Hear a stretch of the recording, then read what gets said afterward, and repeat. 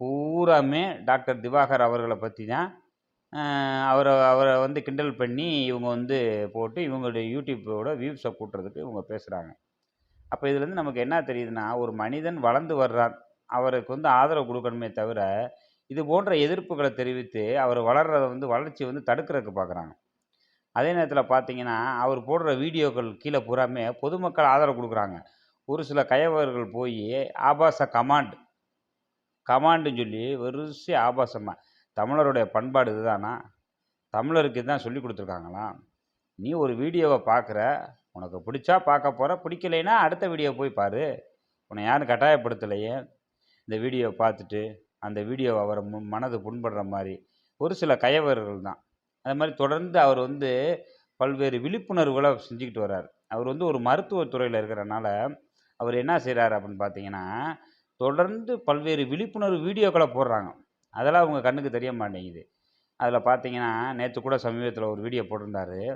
என்ன போட்டிருந்தாருன்னா, இளைஞர்கள் நீங்க வந்து பைக்ல போறப்போ ரொம்ப கவனமா போங்க. அதேமாரி ரயில் பயணங்கள்ல போம்போது கவனமா போங்க. சாலை விபத்துகள்ல உங்களுக்கு ஏதாவது ஆச்சுன்னா, உங்களுடைய வாழ்க்கை போயிரும். அதேமாரி தண்ணி அடிக்காதீங்க. மது போதைக்கு எதிரான நிறைய விழிப்புணர்வு பண்றாரு.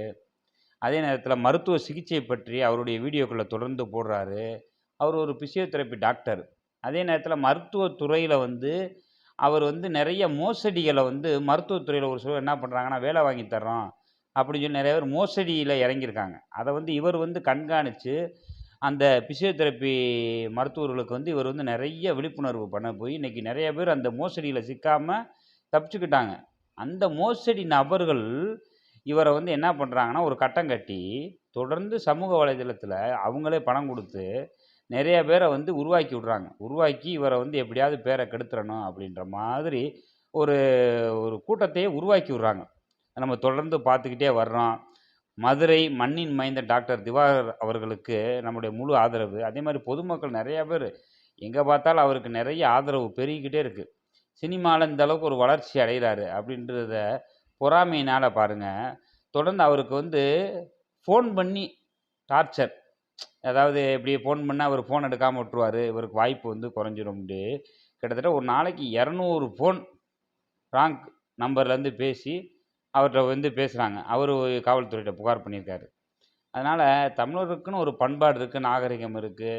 இது போன்ற ஒரு வளர்ந்து வருகிற நடிகர வந்து, இந்த அளவுக்கு நம்ம வந்து ஒரு டார்ச்சர் குடுக்குறது என்பது பொதுமக்கள் நல்ல ஆதரவு இருக்கு. இந்த ஒரு சில கயவர்கள், இப்ப 100 பேர்ல ஒரு 10 பேர் சேர்ந்துக்கிட்டு டெய்லியும் அவருக்கு ஒரு டார்ச்சர குடுத்தோம்னா என்ன ஆகும்னா, உடனே